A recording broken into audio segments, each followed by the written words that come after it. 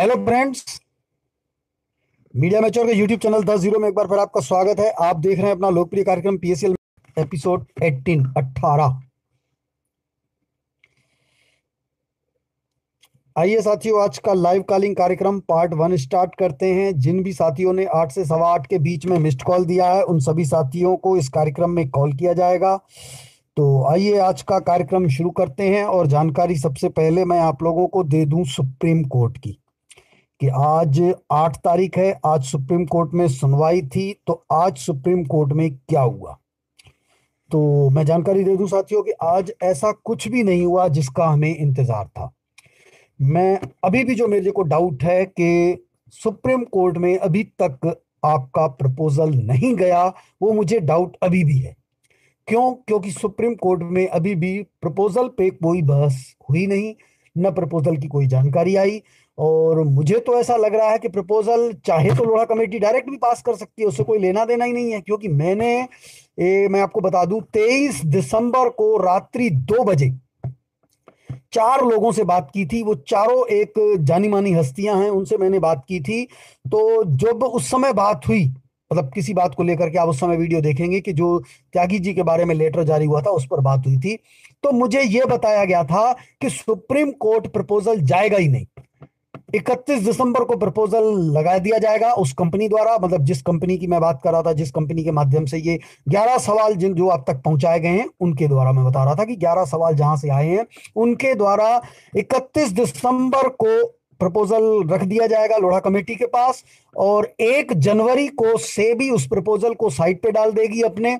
और साइट पे डले रहने के बाद 2 तारीख को, जिसमें यही लिखा रहेगा कि हम 24 घंटे में फुल अमाउंट आपको देने को तैयार हैं। और वो जो 1 तारीख को प्रपोजल जब सेबी अपनी साइट पे डालेगी, तो वो एक्सेप्टेड होगा, रिसीट प्रपोजल नहीं होगा। यानी प्रपोजल आया ये नहीं लिखा रहेगा, आया और स्वीकृत किया गया है। अब इस पर पूर्ण मोहर तब लगनी है जब वो पैसा आ जाए। क्योंकि इस लोढ़ा कमेटी ने ये कहा कि हमको 500 करोड़ रुपए सिक्योरिटी मनी चाहिए, उसकी पहले जमा करनी पड़ेगी। लेकिन उस प्रपोजल में लिखा होता कि हम फुल अमाउंट 24 घंटे में दे रहे हैं। तो वो प्रपोजल लोढ़ा कमेटी ने स्वीकृत किया है, लेकिन 24 घंटे के अंदर पैसा आना चाहिए 1.5 लाख करोड़।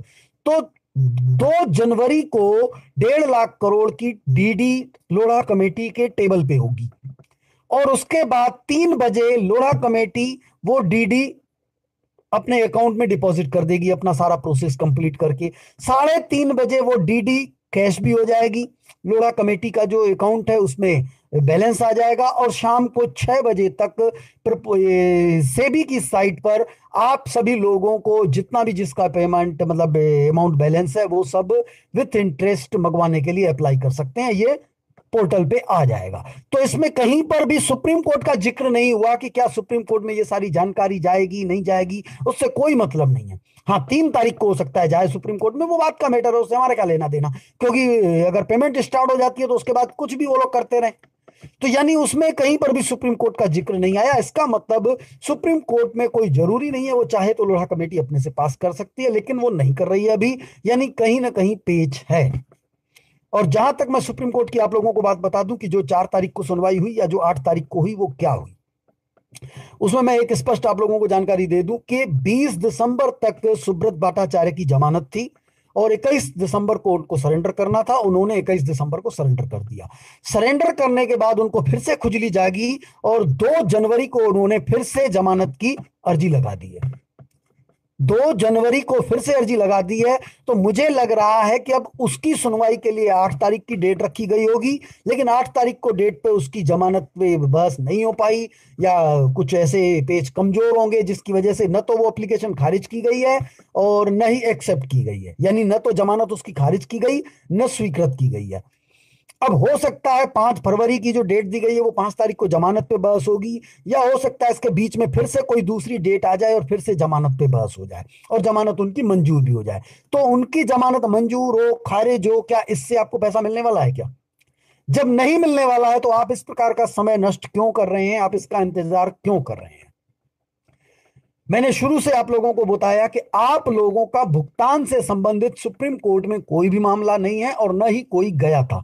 ये सारे संगठन झूठ बोल रहे हैं कि हम भुगतान को लेकर के गए थे और 2 फरवरी को ऑर्डर कराया था। ऐसा कुछ भी नहीं किया इन लोगों ने। इन लोगों ने सिर्फ और सिर्फ आपकी भावनाओं के साथ खिलवाड़ किया और उसमें वो कामयाब हुए। इन लोगों का मकसद था कि आप मैनेजमेंट से उतनी दूर चले जाएं जितनी दूर हमारे से सूरज और चांद है। इतनी दूर आप मैनेजमेंट से चले जाएं ताकि सारे जितने भी आपके और मैनेजमेंट के बीच के सीनियर हैं, एक एक करके जब वो ऊपर चले जाएं तो हम आपको ठेंगा दिखाने में कामयाब हो जाएं।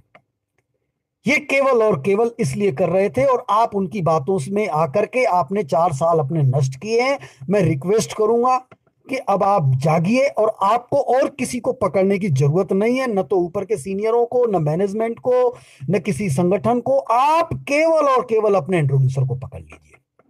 आपका मतलब है सारे लोग जितने भी एजेंट है। अब एक्टिव एजेंटों की मैं आपको बात बता दूं तो पूरे देश भर में मैंने जानकारी अपने जो मतलब सूत्र है उस वहां से पता लगाया है कि लगभग 1 लाख एक्टिव एजेंट थे जुलाई 2014 में। मैं जुलाई 2014 की बात कर रहा हूं जब कंपनी चल रही थी। 22 अगस्त 2014 तक लगभग 1 लाख एक्टिव एजेंट थे जिनकी अर्निंग, एजेंट का मतलब देखिए मैं कौन सी एजेंटों की बात कर रहा हूं पहले वो भी समझिएगा।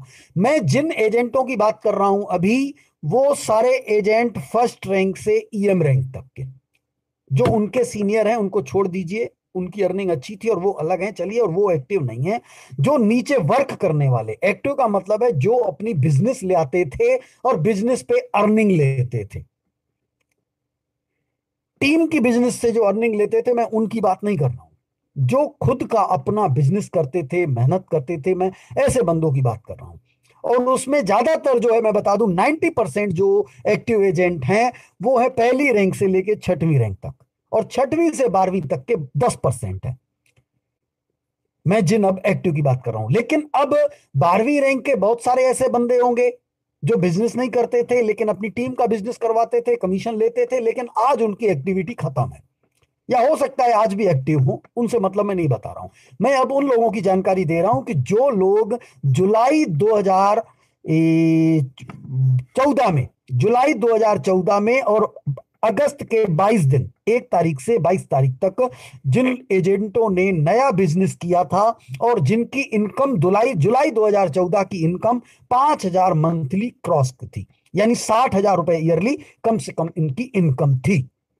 मैं ऐसे बंदों की बात कर रहा हूं जो बिजनेस लाते थे, खुद का बिजनेस करते थे। अच्छा, मतलब अगर 5,000 रुपए मंथली उनकी इनकम थी तो उस 5,000 में ये मान के चलिए कि 2,500 रुपए मंथली उनको खुद की बिजनेस का मिलता था और 2,500 रुपए टीम का, या 3,000 रुपए खुद का और 2,000 रुपए टीम का, या 3,500 खुद का और 1,500 टीम का, यानी 50% उनका खुद की मेहनत का था।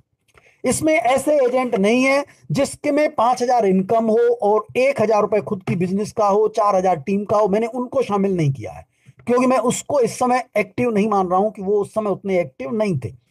मैं एक्टिव बंदे वो कर रहा हूं जो खुद फील्ड में जुड़े हुए थे। आज परेशान वही लोग हैं जिन्होंने खुद बिजनेस किया था, जिन्होंने बिजनेस करवाया था, वो इतना परेशान आज नहीं है।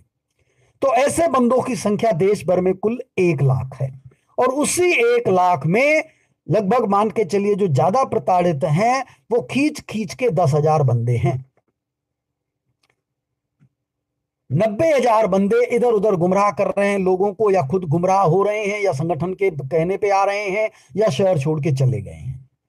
तो उनके दम पे पेमेंट आने वाली नहीं है, दिक्कत होगी। मैं उनको जगाने का प्रयास करूंगा। और जो 10,000 लोग पीड़ित हैं वो उनमें भी मुश्किल से मुझे लगता है 1% लोग हैं जो काम कर रहे हैं सही दिशा में। बाकी लोग तो समाचार देख के बैठ जाते हैं घर में, क्या बस ये होने वाला, ये होने वाला, चिंता है उन्हें, भुगतान को लेकर बहुत चिंतित हैं, लेकिन कुछ कर नहीं पा रहे हैं। जबकि वो मुझे ख्याल से अगर करना चाहे तो बहुत कुछ कर सकते हैं, लेकिन वो कर नहीं रहे हैं। तो मैं रिक्वेस्ट करूंगा, जागिए, आप लोग अपने अपने इंट्रोड्यूसर को पकड़िए और इंट्रोड्यूसरों के माध्यम से 11 सवाल, आजकल 11 सवालों की भी खिचड़ी बना दी गई है, बाल की खाल पूरी निचोड़ के धर दिए हैं। 11 सवालों का किसी को महत्व पता नहीं है, सवाल पता नहीं कहां कहां से। उसमें हमारे एक साथी हैं, हमारे जयपुर से हैं, पीएसएल राजस्थान, 10 जीरो राजस्थान के नाम से चैनल है, विकास जी हैं, विकास शर्मा जी। मैं उनके योगदान को सराहनीय कहता हूं, बहुत मेहनत करते हैं, लेकिन थोड़ा बुद्धि लगाएं। सेबी वाले से पूछ रहे हैं 11 सवाल। सेबी वालों को क्या पता 11 सवालों के बारे में, कि उनके पास पैसा कितना आया, क्या आया? सेबी का इससे क्या लेना देना? सेबी ने पीएससीएल पे केस किया, उसका पल्स समूह से क्या लेना देना? उस पैसे से उसने कौन सी प्रॉपर्टी परचेज की, इसका सेबी से क्या लेना देना? सेबी इस मामले में थोड़ी देखेगी। सेबी ये सारी जांच उनकी करेगी कि इन्होंने इस पैसे से कौन कौन सी प्रॉपर्टी खरीदी, कहां कहां खरीदी, जो सेबी से रजिस्टर्ड होते हैं। ये सेबी से रजिस्टर्ड नहीं थे, इसलिए सेबी इनकी ये जांच नहीं करेगी। सेबी को इनके ट्रेड पे बैन करना था और उन्होंने ट्रेड पे बैन किया। लेकिन इनको बैन कब करना था, उन्होंने कब किया, ये सवाल खड़े करता है। क्यों? क्योंकि उनको जब तक रिश्वत मिल रही थी तब तक बैन नहीं कर रहे थे, जब रिश्वत मिलना बंद हुई तो बैन कर दिया। सच्चाई ये है।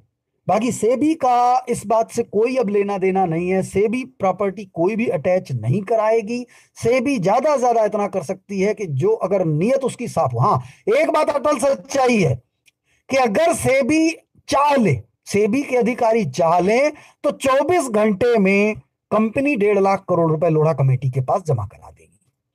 सेबी अपने पे उतर आए तो, ऐसे तो कोई भी डिपार्टमेंट उतर आए, ईडी उतर आए अपने पे, अगर कि हमको निवेशकों की पेमेंट करानी है पूरी निष्ठा के साथ, हमें निवेशकों की पेमेंट करानी है और कंपनी में 100 से ज्यादा कमियां हैं, किसी भी एक कमी को पकड़ के और बस इस बात पे अड़ जाए कि अब निवेशकों को पेमेंट कराना है, तो 1.5 लाख करोड़ रुपए 24 घंटे के अंदर कंपनी लोढ़ा कमेटी के पास जमा करा देगी। लेकिन ऐसा वो चाहेंगे क्यों?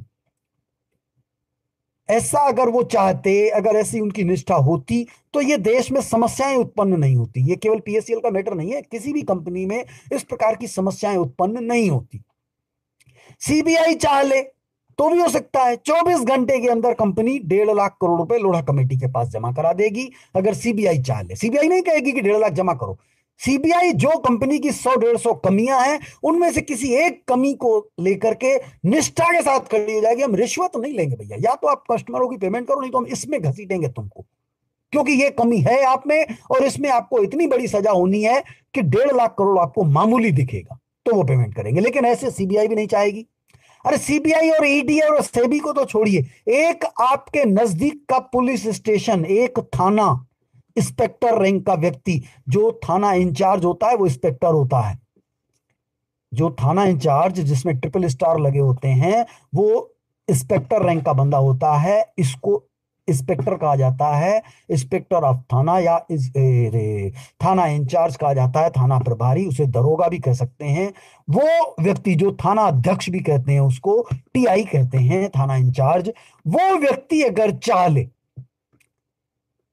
उसकी कानून की किताब में लिखा हुआ है कि हम इस कंपनी को कैसे लपेटें, और चाह ले अगर कि हमको पूरे निवेशकों का पैसा दिलाना है, पैसा कैसे, हमारा पैसे तो लिखने में वो नहीं लिखेगा कि पैसा दिया जाए, मतलब वो दिमाग लगाए कि 1.5 लाख करोड़ अगर कंपनी लोढ़ा कमेटी के पास डिपॉजिट करा देती है, डीडी या कैश या चेक या कुछ भी अगर करा देती है, उसके पास 1.5 लाख करोड़ तो पेमेंट आ जाएगी। तो वो ये ठान ले कि 1.5 लाख करोड़ जमाना है, तो कंपनी के ऊपर 1.5 लाख करोड़ से कुछ नहीं करेगा। वो उसके पास कई हथकंडे हैं, किसी भी एक हथकंडे को अपना लेगा, क्योंकि कंपनी में बहुत सारी कमियां हैं, और उसको अगर अपना लेता है, वो चाह ले एक टीआई, तो 15 दिन के अंदर कंपनी 1.5 लाख करोड़ रुपए डिपॉजिट करा लेगी। लेकिन टीआई भी ऐसा नहीं चाहेगा। वो कहेगा मेरा क्या लेना देना भाई, मेरी अपनी दाल रोटी चल रही है, चलने दो, ये समस्याएं तो होती रहती है ना। समस्याएं अगर सारी देश से खत्म हो जाएंगी तो पुलिस का क्या लेना देना? फिर कोर्ट काय को रहेगी? समस्याएं तो आती जाती रहती हैं, इसलिए समस्याओं को हल्के में लेते चलो। गंभीरता से वही व्यक्ति लेता है जो खुद पीड़ित होता है। तो जब पीड़ित व्यक्ति गंभीरता से नहीं ले रहे हैं, वो खुद न्यूज सुन के घर में बैठे हुए हैं, तो हमारी क्या गरज है कि हम इसे गंभीरता से लें? तो सबसे पहले गंभीरता से आपको लेना पड़ेगा, जो आप लोग परेशान हो, क्योंकि निवेशकों ने गंभीरता से लिया है और निवेशक आपके ऊपर चढ़ाई कर रहे हैं। अब आपको गंभीरता से लेना है, और गंभीरता का आसान तरीका मैंने बताया कि आप इंट्रोड्यूसर जो कह रहा है। मैंने एक अभी हरियाणा की मीटिंग देखी सोशल मीडिया पे, व्हाट्सएप पे, एक कोई यादव जी थे, अब नाम याद नहीं आ रहा है, जिनको कुछ लोग कह रहे थे। वो कह रहा था कि मैंने एफिडेविट दे दिया है, तो किसी बंदे ने कहा कि भाई आपने एफिडेविट इसको दे दिया, इसको दे दिया, इसको दे दिया, इसको दे दिया, ये क्या कर सकते हैं? एफिडेविट तो लोढ़ा कमेटी को देना चाहिए। तो उसने कहा भाई एफिडेविट लोढ़ा कमेटी को भी दे दिया है, ऑलरेडी प्लेज है। जो प्रॉपर्टी आप बता रहे हो वो ऑलरेडी प्लेज है, मैंने लिख के दे दिया कि ये प्रॉपर्टी मेरी नहीं है, इसमें मेरा कोई अधिकार नहीं है, ये कह रहा था। यानी सोचिए, अब सवाल यह है कि जब इस प्रकार के सवाल होंगे, इस प्रकार के जवाब होंगे, तो भुगतान थोड़ी ना मिलने वाला है। मैंने शुरू में ही कहा था कि यह प्रॉपर्टी प्लेज है, लेकिन उस यादव जी से यह नहीं पूछना था कि भाई ये आपके नाम की जो प्रॉपर्टी निकली है वो प्लेज है कि नहीं। वो तो प्लेज है। यह पूछना था कि इसके अलावा और कौन सी प्रॉपर्टी आपके नाम पर है। वो कहे भाई इसके अलावा मेरे पास नहीं है एक भी। तो ये हम आपकी बात कैसे मान लें, क्योंकि आपने तो हमको ये भी प्रॉपर्टियां नहीं बताया कभी कि ये भी आपके नाम थी। तो आप आज सच बोल रहे हो, ये हम कैसे मान लें। अगर वो बोले भाई इनका भी मेरे को नहीं पता था, तो चलिए आपको नहीं पता था, ये फोटो के ऊपर आपके सिग्नेचर हैं जो पेपर पे भी आ गए, या आपने बिना पढ़े कर लिया। फिर भी कहता है चलो भाई दबाव में कर दिया, विश्वास में कर दिया, हमको पता ही नहीं था, चलो मान लेते हैं फिर भी। तो अब हमको एक बात बताओ कि आपकी जो प्रॉपर्टी निकली है, जो लोढ़ा कमेटी के पास प्लेज है, या जो अन्य लोगों के नाम निकली है, वो जो प्लेज है उसका खरीद मूल्य कुल 11,000 करोड़ रुपए है। उस यादव जी से ये पूछना चाहिए था, उसका 11,000 करोड़ है, तो जो बाकी प्रॉपर्टियां हैं वो कैसे मिलेंगी, आप ये बताओ हमको। आप हमको ये बताओ कि वो बाकी कैसे मिलेंगी। अब वो कहता है कि भैया वो तो सेबी लेगी, लोढ़ा कमेटी लेगी, सीबीआई लेगी, ईडी लेगी।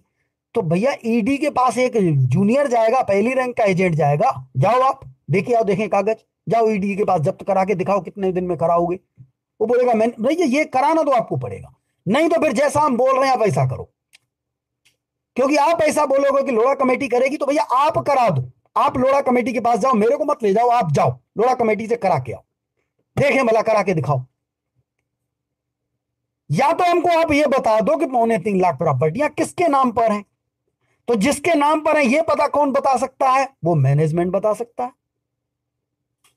तो मैनेजमेंट से मिलने कौन जाएगा, भाई अभी कोई मिल ही नहीं रहा। तो ऊपर का नहीं मिल रहा है ना, आपको जिसने जोड़ा था वो आपके साथ है, बस आप उसको अपने साथ ले लो, अपने आप कोई दिक्कत ही नहीं होगी, टेंशन ही नहीं होगी। लेकिन आप लोग उस दिशा में काम नहीं करते हो, उसी वजह से बेईमान लोग इसका फायदा उठाते हैं। चालू करके देखना, दिख रहा है।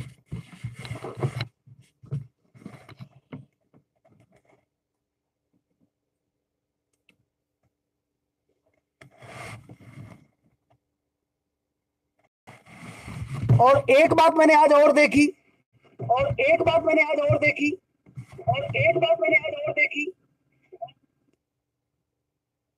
The Bluetooth device is ready to pair.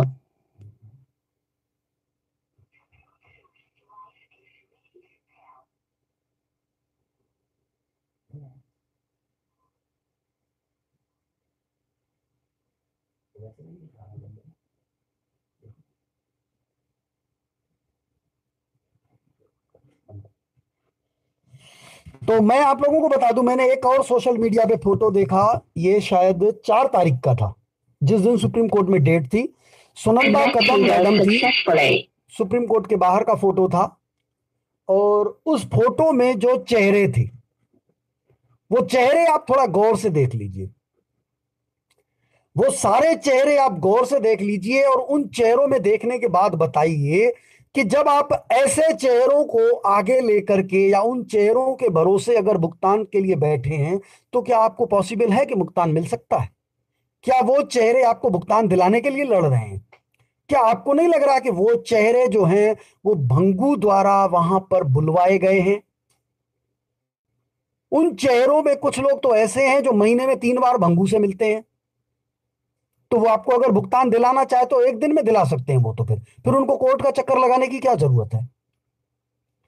उन चेहरों में कुछ चेहरे ऐसे हैं जो भंगू से महीने में 3 बार मिलते हैं, और वो चाह ले तो एक दिन में भंगू से नगद पेमेंट करा सकते हैं। तो फिर उनको कोर्ट जाने की क्या जरूरत है। वो कोर्ट या तो इसलिए जा रहे हैं कि समय नष्ट कर रहे हैं, ताकि आपके जितने भी सीनियर हैं जिनकी उम्र बहुत हो चुकी है, वो भगवान को प्यारे हो जाएं, तो फिर वो आसानी से आपको ठेंगा दिखा सके। क्या आप भी अगर इसी बात का इंतजार करते हो तो करते रहो, भुगतान भूल जाओ। क्योंकि कोर्ट में मुझे नहीं लगता, जब सुनंदा कदम मैडम ऑस्ट्रेलिया तक पहुंच गई, ऑस्ट्रेलिया की कोर्ट तक पहुंच गई, झंडे गाड़ दिए कि हमने ये ले आए, हमने ये ले लिया है, उसको इतना दिमाग नहीं है कि 15 लाख करोड़ रुपए पीएसएल में आया है, तो वो पैसे ऐसी प्रॉपर्टी कौन सी परचेस की गई। एक लेटर फिर अपने वकील के माध्यम से सुप्रीम कोर्ट में लगा दे, हालत पतली हो जाएगी मैनेजमेंट की। क्यों नहीं लगा रही भाई? 15 लाख करोड़ रुपए की प्रॉपर्टी उनको पीएससीएल को परचेस करनी थी, यह कानून कहता है, और उन्होंने की भी है। 15 लाख करोड़ रुपए में 5 लाख प्रॉपर्टियां परचेस की गई है। उन प्रॉपर्टियों को विकसित किया गया, उन पर खेती की गई। फिर उसके बाद विकसित प्रॉपर्टियां 2 लाख विकसित प्रॉपर्टियां, और जो खेती से आमदनी हुई, और 2 लाख विकसित प्रॉपर्टियां बेचने के बाद निवेशकों को भुगतान किया गया। जो 15 लाख करोड़ रुपए डिपॉजिट हुआ था, उसमें से 14.5 लाख करोड़ का मूलधन और प्लस उसका इंटरेस्ट वो दे दिया गया। ये पैसा आया कहां से, तो मैं आपको बता देता हूं। 2 लाख प्रॉपर्टियां, जो 5 लाख अविकसित प्रॉपर्टियां परचेस की गई थी, उसमें से सारी प्रॉपर्टियां विकसित हो गई। तो 2 लाख विकसित प्रॉपर्टियां 6 से 7 गुने दाम में बेच करके, और उस पर लगातार खेती करते हुए जो धन आया, उस धन से सबको भुगतान दे दिया गया। 5 लाख प्रॉपर्टियां परचेस की गई, लेकिन उसमें से 2 लाख बेच के जब भुगतान दे दिया गया, तो 3 लाख प्रॉपर्टियां शेष बचती हैं। जो 3 लाख प्रॉपर्टियां शेष बची हैं, उसका खरीद मूल्य 10 लाख करोड़ रुपए है। जो 5 लाख प्रॉपर्टियां थी, उसका खरीद मूल्य 15 लाख करोड़ था।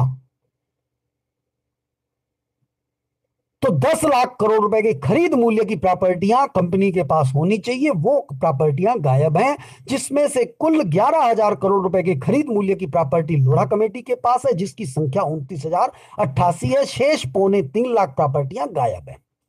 वो प्रॉपर्टियां पता करने का तरीका यही है कि आप अपने इंट्रोड्यूसर को पकड़िए, वो अपने इंट्रोड्यूसर को पकड़िए। तो ये सारे संगठन के पदाधिकारी, चाहे सुनंदा कदम मैडम हो, चाहे आपका मंगेश थरवल हो, चाहे काजला हो, चाहे चन्नी हो, चाहे जितने भी लोग हों, क्योंकि उन सबके कोई ना कोई जूनियर है, वो अपने आप इनको पकड़ेंगे। और अगर सुनंदा कदम मैडम के जूनियर अगर नहीं चाहते कि उनको भुगतान चाहिए, तो फिर लगे रहे सुनंदा कदम की पूंछ पकड़ के पीछे घूमते रहे। उनको नहीं चाहिए भुगतान तो न ले भाई, हमारी क्या गरज है। वो तो उनको सोचना है। जीरो वाला थोड़ी जाएगा उनके पीछे, जीरो वाला नहीं जाएगा। जीरो वाला जाएगा, आपको बताएगा कि अगर आपको ये उचित लगे रहा तो अपनाओ, न लगे तो भैया मैं नहीं करूंगा। ये संगठन वाले बोलते हैं कि हमारे साथ आ जाओ, जो करेंगे हम करेंगे। क्यों? क्योंकि हम यही चाहते हैं कि तुम खुद अपने पैरों पर कभी खड़े मत हो पाओ। संगठन वाले यही चाहते हैं कि अपने पैरों पे कभी खड़े मत हो पाना, हमेशा हमारी उंगली पकड़ के चलना। जब खड्डे में धकेल देंगे तो सीधे मर जाना, कभी बाहर निकलने की हैसियत नहीं रखना, निकलने में सक्षम मत होना। संगठन वाले ये चाहते हैं, लेकिन जीरो ये नहीं चाहता। जीरो चाहता भैया अपने पैरों पे खड़े हो जाओ, जो दिक्कत हो अभी बताओ ना, हम खड़ा करने में आपकी मदद कर रहे हैं, लेकिन चलने में हम आपको बोलेंगे कि आपको अपने ही पैरों पे चलना पड़ेगा। हम आपको अपने कांधे पे बैठा के आगे नहीं ले जाएंगे। क्योंकि जो व्यक्ति आज आपको कांधे पे लेके जा रहा है 4 साल से, उसने आपको गड्ढे से निकाल के खाई में फेंक दिया है। अब आप क्या चाहते हो? खाई से निकाल के हम पाताल में फेंक दें? अगर अभी भी होश नहीं आया तो आप जानो, आपके काम जाने। हम आपको केवल खड़े होने के लिए कह रहे हैं कि आप ऐसे खड़े हो सकते हो, ऐसे चल सकते हो। आप खड़े होके देख लो, खड़े ना हो पाओ तो बताओ, चल ना पाओ तो बताओ। जब चलने लगोगे तो राह तो खुद देखोगे ना कि हम कहां जा रहे हैं। सामने गड्ढा है, खाई है कि समंदर है, क्या है, आप खुद देख लोगे।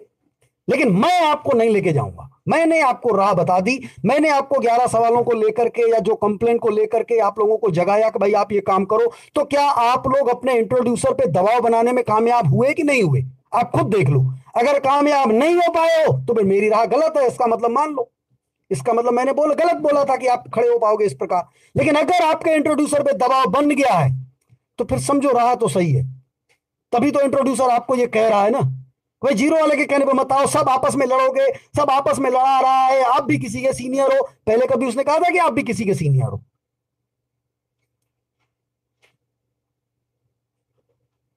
पहले तो हमेशा यही कह रहा था ना, चलो जिंदाबाद मुर्दाबाद करने चलते हैं। अब उसको ऐसा क्यों कहने की जरूरत पड़ी? उसलिए कहने की जरूरत पड़ी क्योंकि वो खुद को बचाना चाहता है।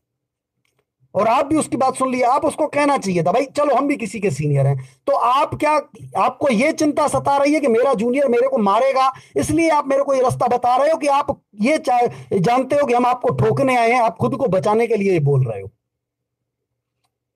अगर आप ये भी शब्द बोल दोगे तो उसी के चेहरे के हाव भाव देख के आप समझ जाओगे। जिस सीनियर ने आपको यह कहा कि भाई आप किसी सीनियर को ठोकने जा रहे हो, ठोकने क्या जा रहे हो, उसको तो पता नहीं है मेरे को ही ठोकने आए हैं। अगर आप उसको कह रहे हो, वो सीनियर कह रहा है कि आप किसी सीनियर को ठोकने जा रहे हो, आप भी किसी के सीनियर हो। तो जिस वक्त उस सीनियर ने आपसे ये शब्द बोले, क्या उस समय आपका जूनियर आपके साथ नहीं था? था तो आपको बोलना चाहिए था ना, हाँ ये जूनियर है ना मेरे साथ, ये जूनियर मेरे साथ आया है आपके पास। तो जब मैं इसका सीनियर हूं, मैंने अपना सीनियर होने के नाते इसका जो इसके साथ जो काम कर रहा हूं, वो आप मेरे साथ क्यों नहीं कर रहे हो? आपने खुद कहा ना कि मैं भी एक सीनियर हूं। तो जब मैं एक सीनियर हूं, जो काम मैं कर रहा हूं वो आप क्यों नहीं कर रहे हो? मैं अपने जूनियरों को साथ लेकर के दर दर भटक रहा हूं कि इन 11 सवालों के जवाब मिल जाए तो लोगों को भुगतान मिलेगा। आप दर दर क्यों नहीं भटक रहे हो? मैं अपने 40 जूनियरों को लेकर के आया हूं, आप अपने जूनियरों को साथ में लेकर के क्यों नहीं भटक रहे हो, क्यों नहीं पता कर रहे हो? जब मैं भी सीनियर हूं, आप भी सीनियर हो, तो हम दोनों के काम में अंतर क्यों? मैं अपने जूनियरों को साथ लेकर के दर दर भटक रहा हूं कि इनको पैसा दिलाना है, आप अपने बिस्तर पे सोए हुए हो, आप क्या कर रहे हो? आपके जूनियर कहां है? वो कहे कि हम लगे हुए हैं। कहां लगे हुए हो? हम अपने जूनियरों के साथ देख लो आए हैं, तुम्हारे जूनियर कहां है, दिखाओ। फिर वो बोलेगा कि आप जूनियर हो, तो उसको बोलो क्या हम ही जूनियर है कि और भी जूनियर है आपके? हम तो आपकी एक टीम हो गए ना, दूसरे टीम वालों को फोन करो, बुलाओ, क्यों नहीं आ रहे हैं वो आपके साथ? क्या वो आना नहीं चाहते? क्योंकि आप उनको खुद गुमराह कर लियो कि घर में बैठे रहो। अब उनको जगाओ, उनको बुलाओ, ये 11 सवालों के जवाब लेने, बोलो चलते हैं अपने सीनियर के पास।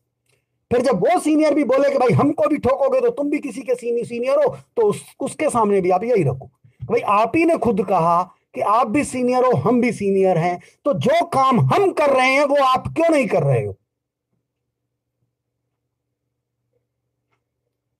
तो निश्चित तौर पे आपकी समस्या का समाधान होगा। उनको लगेगा कि अब ये जाग गए हैं। और इतनी घंटी तो हर जूनियर अपने इंट्रोड्यूसर की बजा दे कि भैया अगर हमको ब्याज सहित पैसा नहीं मिला, आप भले लगे रहो, आप बोलो हम लोढ़ा कमेटी में लगे हैं, मैनेजमेंट में लगे हैं, कोर्ट में लगे हैं, आप भले लगे रहो, अगर लोढ़ा कमेटी ने ब्याज सहित पैसा नहीं दिया तो फिर हमको ये 11 सवालों के जवाब देना, नहीं देना तो नहीं दिए तो फिर अपने इंट्रोड्यूसर के पास लेके चलना आगे की कार्यवाही के लिए। अगर नहीं करे तो फिर तो हम तो आपको ठोकेंगे, क्योंकि हम फिर से बता देते हैं हमको ब्याज सहित पैसा चाहिए, चाहे कुछ भी हो जाए, नहीं तो हम ठोकेंगे तो जरूर, छोड़ेंगे नहीं हम आपको, क्योंकि हमने आपके कहने पे पैसा जमा किया है। नहीं तो 11 सवाल के जवाब अभी दे दो, हम आपसे कुछ बोलेंगे ही नहीं, क्योंकि हमारे हाथ में 3 लाख संपत्तियों की लिस्ट होगी। तो फिर हमको दिक्कत क्या है? फिर हमको कोई दिक्कत नहीं होगी, कोई परेशानी नहीं होगी, हमें पैसा अपने आप मिल जाएगा। सिर्फ हमको 3 लाख संपत्तियों की लिस्ट चाहिए, और लिस्ट बिल्कुल आसान है मिलना, आप मैनेजमेंट से पता करो। सेबी से भी आज चर्चा हुई, सेबी ने क्लियर कर दिया कि मेरे पास पीएससीएल का कोई डाटा नहीं है। सेबी वालों ने कहा कि भाई हमको डाटा मांगने का भी अधिकार नहीं था ना, हम उनसे डाटा क्यों मांगे? डाटा सीबीआई का मांगना काम था, मेरा काम नहीं था। सेबी ने कहा कि हम लोग केवल इस बात से इनको बोल रहे थे कि आपने जो लोगों से पैसा लिया है, ये कह के लिया है कि हम 1,000 रुपए महीने का खाता खोलते हैं और 5.5 साल में हम आपको 90,920 रुपए देंगे। ये आपने लोगों को प्लान बताया, और इस प्लान के अंतर्गत आप सेबी के सीआईएस दायरे में आते हो तो आपको सेबी से लाइसेंस लेना पड़ेगा। तो कंपनी ने जवाब दिया कि नहीं, हमने 1,000 रुपए का खाता नहीं खोला है, 1,000 रुपए मंथली इंस्टॉलमेंट पर हमने उसका 1250 स्क्वायर यार्ड प्लॉट बुक किया है, और वो उसको हम 3 साल के बाद अलॉट कर देंगे, उसके पैसों से जमीन परचेस करेंगे और उसके बाद प्लॉट उसको अलॉट कर देंगे, और फिर उस जमीन पर हम खेती भी करेंगे, उसको विकसित करेंगे, क्योंकि उसकी कीमत भी बढ़ जाएगी, और हम खेती करके भी जो पैसा अर्जित करेंगे तो वो हमारी मेहनताना हो गया, क्योंकि जो उस पर हमने खेती की वो हमारी कमाई हो गई। और जब उस प्लॉट की वैल्यू बढ़ जाएगी तो हम उसको बताएंगे कि 5.5 साल के बाद या तो आप प्लॉट रख लो अपना, और अगर प्लॉट नहीं रखना चाहते हो, आपको लग रहा है भाई पता नहीं ये महंगा है सस्ता है हमको नहीं मालूम, तो हम गारंटी देते हैं कि इस प्लॉट की वैल्यू कम से कम हम 90,920 रुपए पहुंचा के रहेंगे, यानी इससे कम इसका दाम नहीं होगा। अगर आपको लग रहा है कि कम है तो 90,920 रुपए में हमको दे देना। कंपनी ने ये सेबी को लिख के दिया कि हमारा ये प्लान है, इस पर हम फॉलो करते हैं। तो सेबी ने कहा नहीं, हम ये नहीं मान सकते, क्योंकि आप सबको 90,920 ही बोलते हो, और फिर 90,920 रुपए में चलिए उसकी वैल्यू हो गई 90,920 रुपए, लेकिन उसको कस्टमर को यकीन नहीं है कि ये 90,920 है। कस्टमर की नजर में हो सकता है ये 85,000 का हो सकता है 88,000 का हो, तो कस्टमर ने आपका प्लॉट सरेंडर कर दिया, क्योंकि आपने वायदा किया था कि हम 90,920 रुपए इसकी कीमत, हम बता रहे हैं कि इसकी इतनी वैल्यू हो जाएगी 5.5 साल में, और हो चुकी है आप कह रहे हो, लेकिन कस्टमर का इसको यकीन नहीं हो रहा है। इसीलिए आपने कस्टमर को कहा कि चलो प्लाट आप सरेंडर कर दो और 90,920 रुपए अपना वापस ले लो। तो कस्टमर को 90,920 रुपए मिल गया, क्योंकि कस्टमर का 66,000 रुपए जमा हुआ था और 90,920 रुपए उसको रिटर्न पेमेंट हुई है। इसका मतलब उसको 24,920 रुपए का फायदा हुआ। और वो कंपेरिजन करता है पोस्ट ऑफिस से या सहारा से, तो उन जगह से, दोनों जगह से ये उसको ज्यादा बेटर लगता है। क्यों? क्योंकि पोस्ट ऑफिस में 8.5% इंटरेस्ट था उस समय, और सहारा में 10.5%, और आपका इंटरेस्ट 11% बैठ रहा है। लेकिन आप कह रहे हो कि हम ये इंटरेस्ट नहीं दे रहे हैं, ये तो उसके प्रॉपर्टी की वैल्यू बढ़ गई है। एक्चुअल में मामला है ये। तो सेबी ने कहा कि चलो उसकी वैल्यू बढ़ गई, लेकिन आपने उसी दिन जैसे ही प्लाट उसने सरेंडर किया, और उसके बाद उसी व्यक्ति ने दूसरा आपके यहां फिर से 1,000 रुपए का अकाउंट ओपन कर लिया, और फिर से आपने उसका 12,250 यार्ड का एक प्लाट बुक कर दिया, जिसकी साइज होती है 11,250 स्क्वायर फीट। 11,250 स्क्वायर फीट का आपने फिर से उसका एक प्लाट बुक कर दिया, और 3 साल तक वो बराबर किस्तें जमा करता रहा। फिर से आपने उसको वही प्लाट अलॉट कर दिया। क्यों? जिस प्लाट की वैल्यू आप 90,920 रुपए बोल रहे थे, उसको आप 66,000 में बेचने को तैयार हो गए। मुद्दा है ये। और फिर उसके बाद जब वो 5.5 साल पूरा हो जाता है, तो फिर से वो कहता है वो प्लाट की वैल्यू भाई 85,000 है, हम 90,920 ही लेंगे। अरे 90,920 में तो उसने पहले ही आपको बेचा है। उसकी प्लाट की वैल्यू तो अब 1.25 लाख होनी चाहिए ना, कम से कम 1.25 लाख, 1.5 लाख ऐसे होनी चाहिए। लेकिन उसकी फिर से वैल्यू 90,920 है, और फिर से सरेंडर कर दिया, और फिर आपने उसको 90,920 लिया। एक्चुअल में वो कस्टमर इसलिए संतुष्ट है कि उसका प्लाट से कोई लेना देना नहीं है, वो अपने पैसे को देख रहा है कि हमने 66,000 दिया था, हमको 90,920 रुपए मिला, यानी 24,920 रुपए हमको इंटरेस्ट मिला। ये हमारा फायदा है, हमको 11% इंटरेस्ट बैठ रहा है, हम इसको कोई दिक्कत नहीं। तो जब आपको यही काम करना है, तो इसके लिए आपको हमसे लाइसेंस लेना पड़ेगा। आप जमीन लो न लो, आप जानो, आपके काम जाने। उसको जमीन अलॉट करो न करो मतलब नहीं है। आप हमसे लाइसेंस ले लोगे तो हम आपसे हर महीने पूछते रहेंगे कि कस्टमर से कुल कितना पैसा आया, आपके कुल कितने कस्टमर हैं, उसमें से कितना पैसा आया, उस पैसे से आपने क्या किया, हम तब पूछेंगे। सेबी का कहना यह है कि अगर हमसे पीएससीएल लाइसेंस ले लेती तो हम इससे हर महीने पूछते तो भाई आपके पास कुल कितने कस्टमरों ने अकाउंट ओपन करवाया, उन्होंने कितना पैसा इस महीने डिपॉजिट किया, उस डिपॉजिट पैसे को आपने कहां पर इन्वेस्ट किया है, वो सुरक्षित है कि नहीं। क्योंकि हमारी गारंटी है, हम इन्वेस्टर की सिक्योरिटी देते हैं कि भैया हमारे यहां से जो लाइसेंसी है कंपनी, उसको भुगतान हम कराएंगे, हमारी गारंटी है, और एक निश्चित अवधि में। दूसरी बात मैं आपको यह भी बता दूं, सेबी का एक दूसरा भी प्रोसीजर है। उन्होंने कहा अगर ये हमसे लाइसेंस ले लेती पीएससीएल, कि भाई सेबी से लाइसेंस लेके अगर हम काम करते हैं, तो आपको जो पेमेंट देती वो 3 दिन के अंदर पेमेंट दे देती। यानी आपका जैसे ही अकाउंट क्लियर हो जाता, कंप्लीट हो जाता, मैच्योरिटी आ जाती, तो 3 दिन के अंदर आपको अकाउंट में आपके पैसा भेज देती या आपको चेक जारी कर देती। ये हमारा प्रोसीजर है आज का। समय समय पे बदलता रहता है, लेकिन वर्तमान डेट में जो प्रोसीजर है वो 3 दिन के अंदर आपको चेक प्रोवाइड करा देगी। बट सवाल यह कि आप पेपर समय पे डिपॉजिट करो, और वो पेपर आप बिफोर भी कर सकते हो, यानी आपका अकाउंट अभी खत्म होने वाला है उसके 15 दिन पहले भी कर सकते हो, कोई दिक्कत नहीं है। लेकिन डेट खत्म होने के 3 दिन के अंदर आपको पेमेंट होती है। तो ये सारा प्रोसीजर उनको फॉलो करना पड़ता हमसे लाइसेंस लेने के बाद। तो जब तक उन्होंने हमसे लाइसेंस ही नहीं लिया था, तो हम उसको कुछ फॉलो करने के लिए तो बोल ही नहीं सकते ना कंपनी को। तो हमारा क्या मतलब कि कितने अकाउंट होल्डर हैं, कितना पैसा डिपॉजिट हुआ है, हमसे कोई मतलब थोड़ी है। ये तो कंपनी अब बयान हो रही है, बयानबाजी, कि भाई हमने इनको कहा कि भाई आपने इतना पैसा अकाउंट में लिया है और इतना पैसा डिपॉजिट किया, तो इसके लिए पहले तो पूछना पड़ेगा ना आपके कितने कस्टमर हैं, आप पैसा कैसे जमा कराते हो। ये पूछताछ का एक जिक्र है, बाकी इससे हमारा आपसे कोई लेना देना नहीं है। हमारी निवेशक की गारंटी कोई भी नहीं है, क्योंकि ये सेबी से कंपनी रजिस्टर्ड नहीं थी।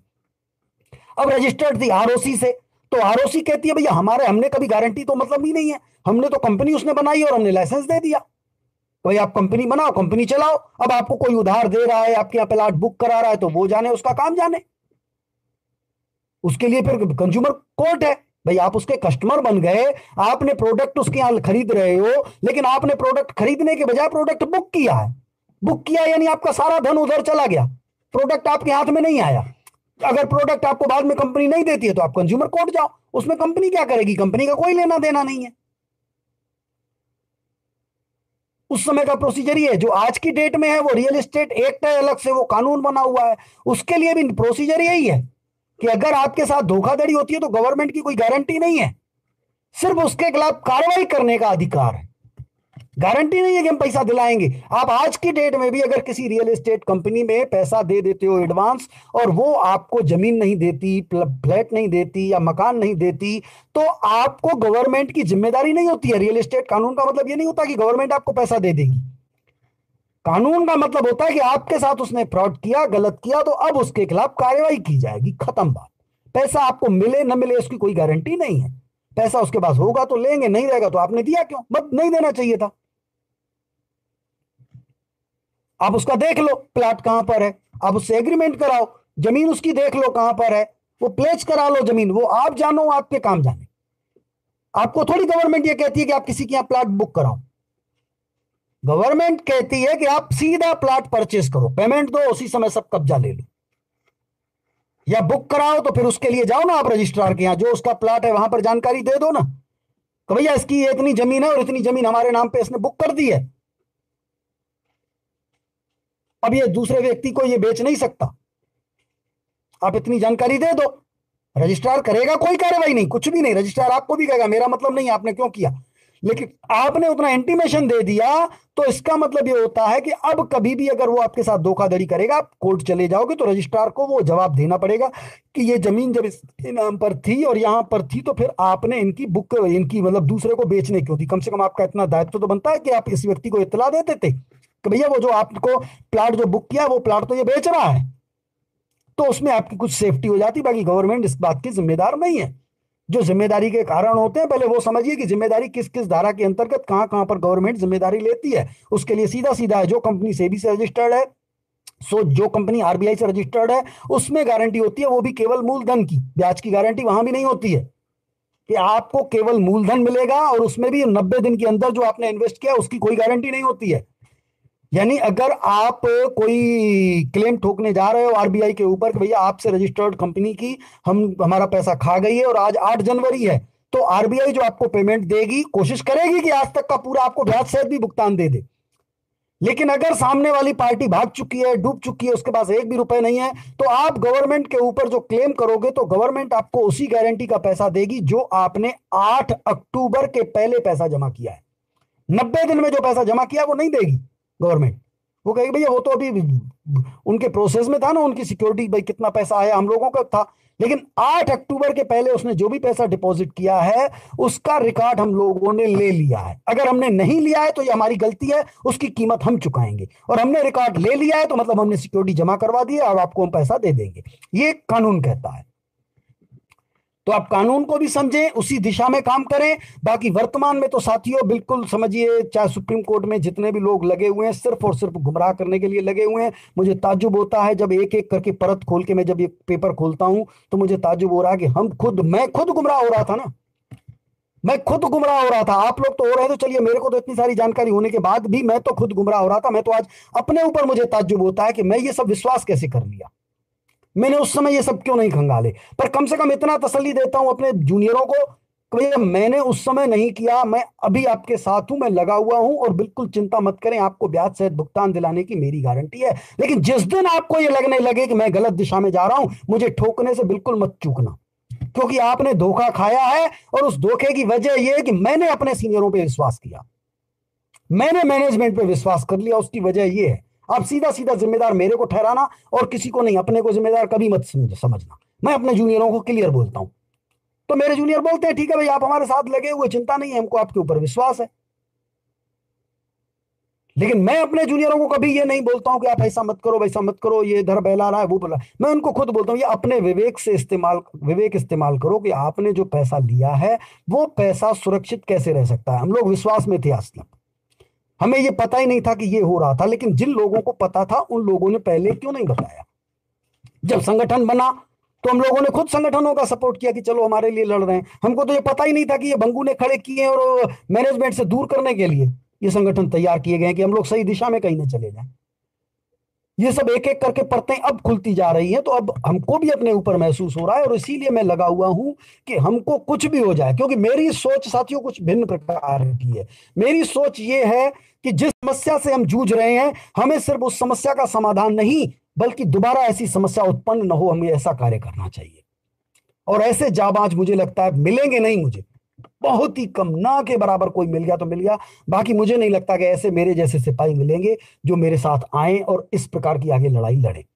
फिर भी मैं अपने तरीके से प्रयास करूंगा, और मैं निश्चित तौर पे अब मैंने ये मन बना लिया है कि मुझे अब सिर्फ पीएससीएल ही नहीं, ये सारा भुगतान दिलाने के बाद, तब तक जब तक पीएससीएल का भुगतान नहीं मिल जाता तब तक मैं दिशा से इधर नहीं भटकूंगा। क्योंकि जो अर्जुन को मछली की आंख दिख गई थी ना, मेरे को आंख दिख चुकी है, मेरे को आंख दिख चुकी है, लेकिन वो मछली घूम रही है, बस अंतर सिर्फ इतना है। आंख दिख चुकी है लेकिन वो मछली अभी घूम रही है। अब घूमती हुई मछली पे हमको निशाना मारना है। जिस दिन समय आएगा मैं निशाना मार दूंगा, और निशाना मारने के बाद मैं अन्य सारी कंपनियों पर भी यही सारा फार्मूला अपनाऊंगा, और जितने भी लोग फंसे हैं ना उन सब लोगों को मैं यही प्रेरित करूंगा कि भैया भले कंपनी डूब गई ना, तुम अपने इंट्रोड्यूसर को ही पकड़ो, और किसी को मत करो, पकड़ो साले को, उसी को टोको, मैं उसमें भी चलाऊंगा। लेकिन अगर अभी मैं उधर जाऊंगा तो यहां पर हम दिशा से भटक जाएंगे, क्योंकि जो मछली की आंख दिख चुकी है वो कहीं अदृश्य न हो जाए, कहीं गायब न हो जाए। सिर्फ इसलिए तो मैं यहां लगा हुआ हूं, और मैं यही लगा रहूंगा, और आपको भुगतान 100% विथ इंटरेस्ट दिलाऊंगा, ये मेरी गारंटी है। और आपको अगर खुद यकीन ना हो कि भाई इससे पैसा नहीं मिल सकता, तो आप रास्ते से हट जाओ, आप लोग बिल्कुल जैसा आपको उचित लगे आप वो करो। लेकिन आपको लगने लगे कि भाई 3 लाख संपत्तियों की सूची हमारे पास लगने से अगर पैसा मिल सकता है, तो फिर वो सूची कहां से मिलेगी? क्योंकि सेबी ने क्लियर कर दिया भाई हमारे पास कोई रिकॉर्ड नहीं है, कोई इनके डाटा नहीं है। जो इन्होंने लिख के दिया है, जो भी डाटा दिए हैं वो लोढ़ा कमेटी को दिए हैं, और लोढ़ा कमेटी के पास जो डाटा है मैं वो भी जानकारी दे दूं। लोढ़ा कमेटी के पास डाटा केवल इतने ही है कि इनके पास 5,15,01,036 निवेशकों का पैसा बकाया है, उनकी संख्या दी गई है, और एक एक अकाउंट नंबर दे दिया गया है कि फलाने अकाउंट नंबर में इतना पैसा डिपॉजिट है, फलाने अकाउंट नंबर में इतना पैसा डिपॉजिट है। और टोटल डिपॉजिट अमाउंट जो है, प्रिंसिपल अमाउंट है, वो 57,927 करोड़ 28,96,523 रुपए 50 पैसे, ये डिपॉजिट अमाउंट है। अब इसमें भी एक लोचा और है, क्योंकि जो मैंने आपको बताया ये 21 और 22 अगस्त का जो अमाउंट बताया गया है वो बताया गया है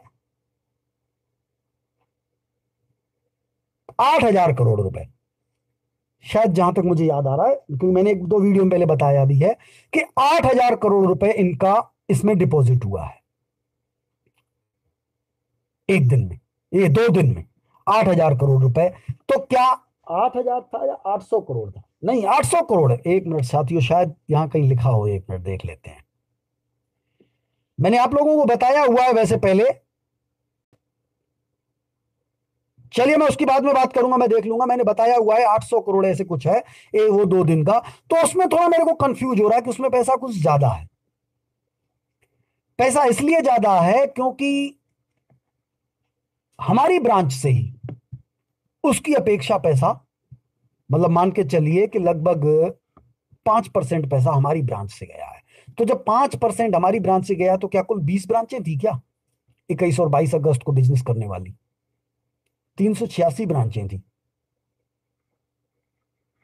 21 तारीख को तो पूरी कंपनी चली है ना, फिर ये अमाउंट घट कैसे गया? तो क्या उस अमाउंट को जो कम किया गया है, क्या वो पिछली डेटों में अमाउंट बताया गया है लोढ़ा कमेटी को, कि वो गायब कर दिया गया है? अभी वो जानकारी नहीं आई है। जैसे ही जानकारी आएगी तो मैं आपको वो ही बताऊंगा। लेकिन इस पर कंफ्यूज है, यानी अगर कंफ्यूज है तो हो सकता है ये जो आपका अमाउंट, हाँ 800 करोड़ था, सॉरी साथियों 800 करोड़ ही था। और क्योंकि मैंने उसी वीडियो में मैंने आपको बताया कि हो सकता है ये 57,000 करोड़ के बजाय 67,000 करोड़ भी हो जाए, 67,000 करोड़ भी हो जाए, क्योंकि ये 21 और 22 अगस्त का लोचा है, ये काफी कंफ्यूज कर रहा है। 800 करोड़ रुपए उन्होंने बताया है, जबकि मेरा अनुमान है कि उस डेट में कम से कम 4,000 करोड़ रुपए डिपॉजिट हुआ है।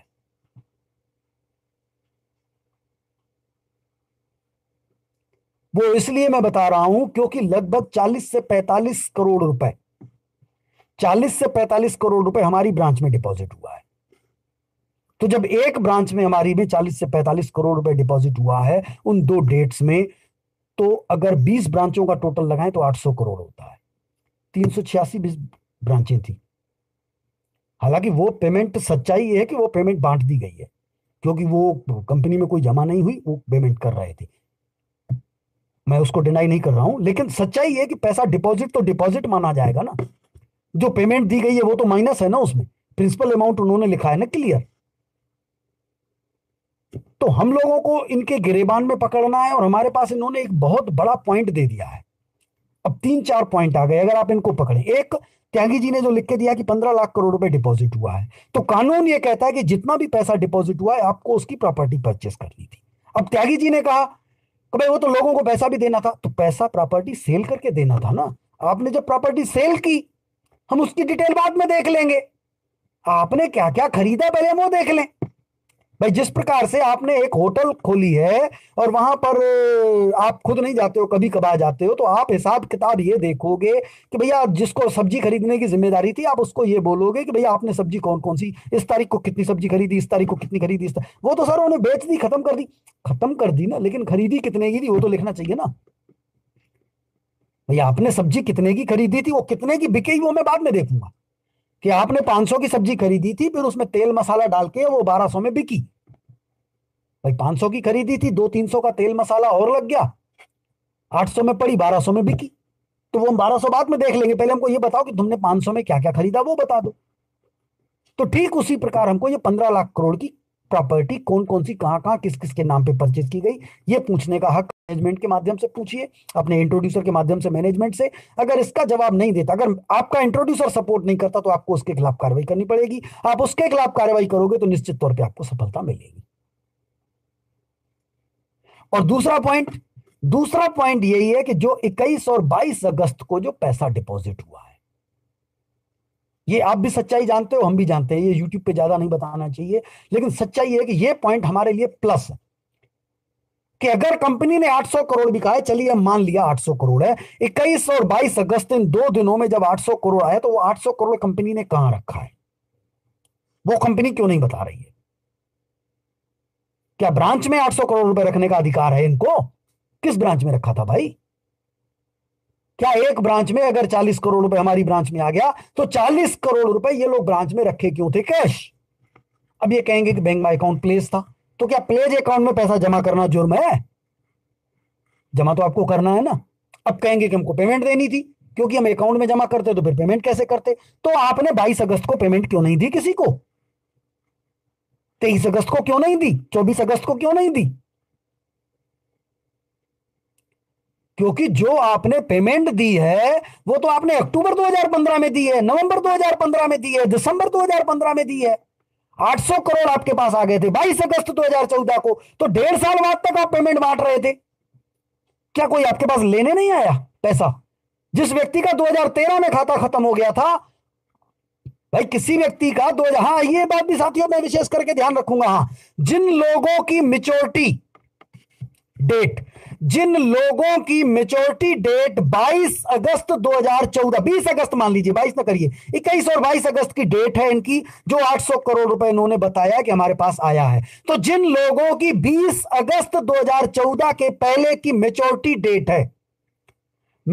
डेट है, वो लोग अपने अपने पेपर जो मेच्योरिटी वाले हैं, अगर डिपॉजिट कर लिया है तो उसकी रसीद की फोटोकॉपी या इसको फोटो खींच के अलग से रख लें और फोटोकॉपी करा के अपने पास रख लें। फोटोकॉपी एकदम क्लियर होनी चाहिए। ये पॉइंट हमारे काम आएगा कि अगर इसकी पेमेंट की डेट मान लीजिए अप्रैल 2014 में खत्म हो गई थी और 21 और 22 अगस्त को इनके पास 800 करोड़ रुपए रखा था, तो इस बंदे को इन्होंने 1 लाख रुपए पेमेंट क्यों नहीं करी?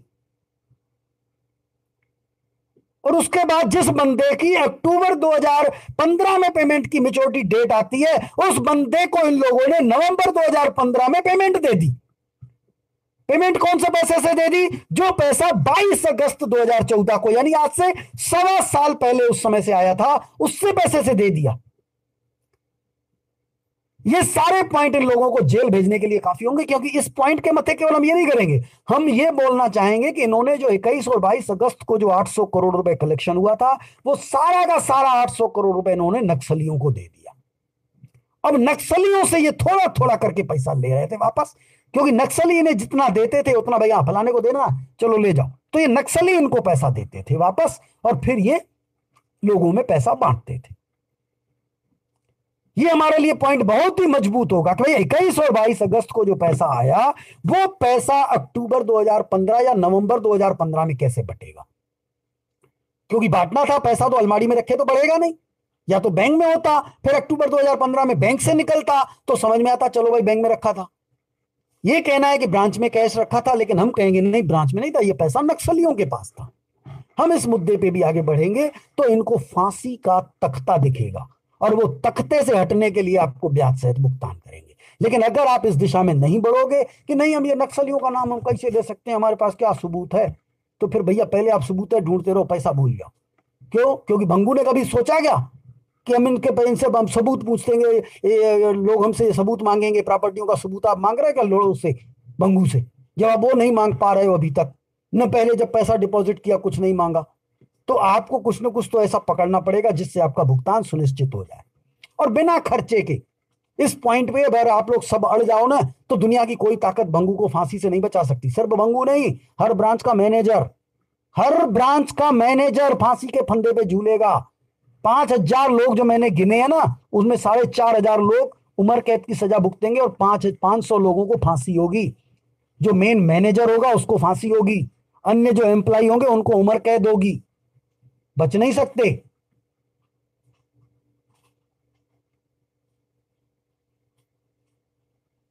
जिनके नाम प्रॉपर्टी होगी उनको उम्र कैद होगी। 500 लोगों को गारंटी है फांसी के अलावा कोई सजा नहीं, क्योंकि मैनेजर ने अपनी ब्रांच में पैसा रोका हुआ है 1.5 साल, वो कहेगा। लेकिन हम कहेंगे नहीं ये पैसा नक्सलियों का था, तो नक्सलियों में भंगू देने थोड़ी गया था, वो मैनेजर देने गया था, तभी तो मैनेजर बोल रहा है पैसा ब्रांच में रखा था। या तो फिर मैनेजर खुद बोल दे कि नहीं भैया वो भंगू का फलाना आदमी आया था, तेजेंद्र पाल चन्नी आया था, वो मेरे से नगद लेके चला गया, अब मुझे क्या मालूम कि वो पैसा घर लेके जा रहा है कि नक्सलियों के पास लेके जा रहा है। तो बोल दे ऐसा मैनेजर। 3 मैनेजरों ने ऐसा बोल दिया तो फांसी तुरंत। तेजेंद्र पाल चन्नी को ले जा बेटा, चढ़ाओ उसको जल्दी तख्ते पे, भंगू को चढ़ाओ तख्ते पे। पैसे की मांगना ही नहीं है, हमें पैसा मांगना ही नहीं है, पैसा तो ये खुद पीछे लेके और हमारे पीछे दौड़ेंगे। आप इनके खिलाफ केवल इस प्रकार के एविडेंस तैयार करिए, एविडेंस खुद उन्होंने दे दिए। 21 और 22 अगस्त का जो 800 करोड़ का है, अभी इसमें रसीदें कलेक्ट करेंगे ना बाद में। फिलहाल हम 800 करोड़ पॉइंट दिखाएंगे ना कि 800 करोड़ से और ज्यादा है। आप सार्वजनिक सूचना जारी करने का हमको अधिकार दे दीजिए, हम सूचना जारी करेंगे ना। हम यही पूछेंगे सीबीआई से, कोर्ट से, यही कहेंगे कि आप हमको अधिकार दे दो, हम लोगों से सार्वजनिक सूचना जारी कर दें कि भैया 21 और 22 अगस्त को जो भी पैसा डिपॉजिट हुआ है, सभी लोग अपनी अपनी रसीद का नंबर लिख करके और अकाउंट नंबर लिख करके एक वेबसाइट पे जानकारी दे दे। हम लोग वेबसाइट हाजिर करवा देंगे लोगों के पास और वो सारी जानकारी दे दे, पता चल जाएगा ना कितना है, 800 करोड़ है कि ज्यादा है। तो भंगू क्या चाहेगा, किस प्रकार की कार्रवाई हो? भंगू चाहेगा ऐसा कभी ना हो। लेकिन उस तक पहुंचने के लिए क्रम क्रम हम लोग आगे बढ़ेंगे, ये सारे हम लोग अपने पत्ते एक एक करके खोलेंगे, तो भंगू आपको पेमेंट देने घर में आएगा और नगद दे के जाएगा, भैया ये कंप्लेन दे दो, पेपर दे दो, ये पैसा ले लो, खत्म करो, हमारा पिंड छोड़ो। अगर आप चाहते हो तो आप इस दिशा में आगे बढ़ो। आइए साथियों, आज का कार्यक्रम शुरू करते हैं, समय भी बहुत हो गया है और आपका मैंने समय बहुत खराब किया। 52 मिनट चले गए, अभी किसी से भी बात नहीं हुई है। तो आइए अब जो लोग हैं उनसे पहले बात करते हैं।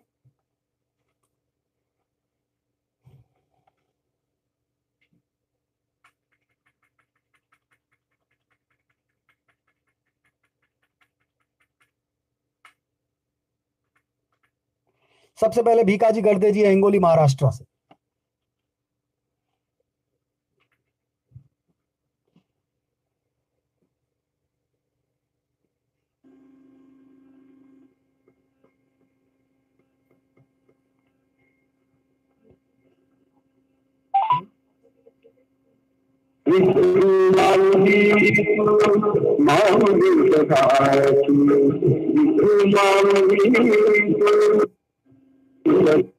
हेलो,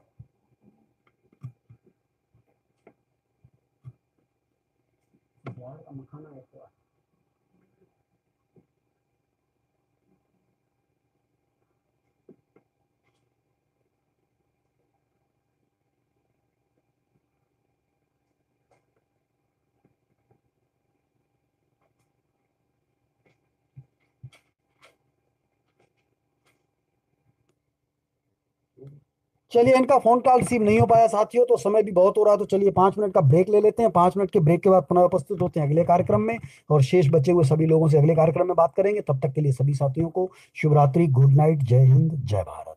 मैं एक बार फिर से रिक्वेस्ट करूंगा साथियों, भुगतान चाहिए तो सही दिशा में आगे आओ और मेरे बताया हुआ रास्ता में अगर आपको किसी प्रकार की कोई कमी नजर आ रही है तो आप मेरे को बताएं, क्योंकि मेरे को कोई नहीं। अच्छा, दूसरी बात मैंने क्लियर कह दिया कि मैं आप लोगों के लिए नहीं लड़ूंगा, लड़ना आपको खुद पड़ेगा, अपने पैरों पे खड़े होना पड़ेगा और अपने पैरों से चलना पड़ेगा। मैं आपको दिशा बता रहा हूं, आपको दिशा समझ में आए तो आगे बढ़ो, वरना मत बढ़ो भाई। आगे बढ़ो वरना मत बढ़ो। मैंने कभी थोड़ी कहा कि मैं आपका इंट्रोड्यूसर को पकड़ूंगा, उसको जाके ठोकूंगा। मैंने आपको रास्ता बताया कि आप अपने इंट्रोड्यूसर को ठोकिए।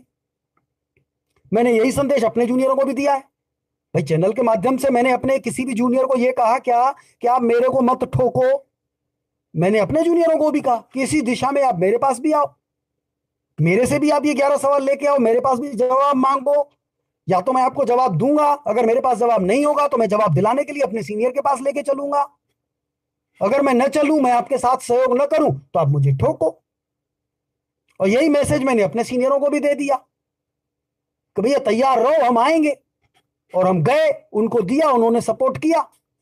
अब सवाल यह कि अब उसके ऊपर जाए। और यही नहीं, अपने सीनियर को मैंने ये भी कहा कि भाई दूसरी टीम के लोग कहाँ हैं। उन्होंने दूसरों को भी बुलाया, जो जूनियर सोए हुए थे, नहीं आ रहे थे उनके पास। भाई जूनियर के खिलाफ तो कुछ करना नहीं है, हम उनके जूनियरों को तक पहुंच गए। भैया आपका सीनियर सोया हुआ है, जाओ उसको ठोको। जब वो पहुंचे तो वो भी तैयार हो गया। अब वहां पर मैं ये थोड़ी चल के जाऊंगा कि मैं जीरो चैनल वाला हूं। मैं तो वहां पर एक सीनियर बन के गया, और अपने सीनियर के पास मैं एक जूनियर बन के गया।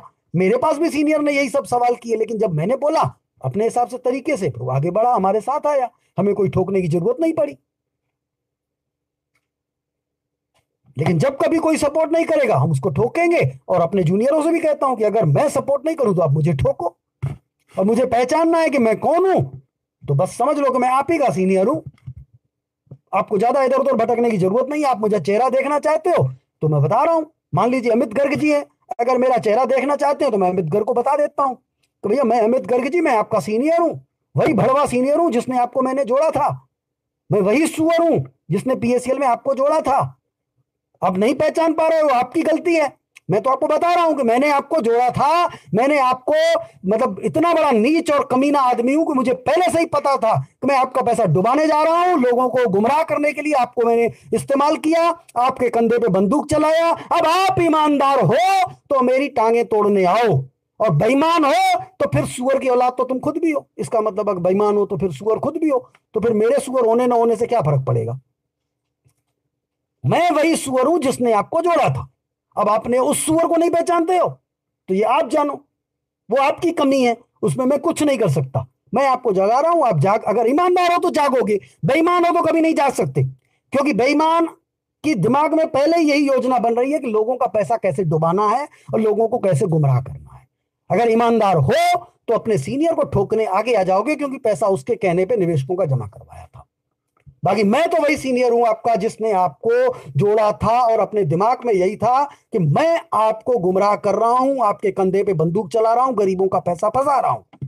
अब अगर आप ईमानदार हो तो मेरी उस गद्दारी की मुझे सजा दे दो, और आप बेईमान हो तो फिर आप मेरे पास कैसे आओगे सजा देने, मेरे पास तो आप आओगे ही नहीं। तो चलिए साथियों, इसी के साथ अभी हम 5 मिनट का ब्रेक ले लेते हैं। 5 मिनट के ब्रेक के बाद पुनः उपस्थित होते हैं अगले कार्यक्रम में। तब तक के लिए सभी साथियों को शुभ रात्रि, गुड नाइट, जय हिंद, जय भारत।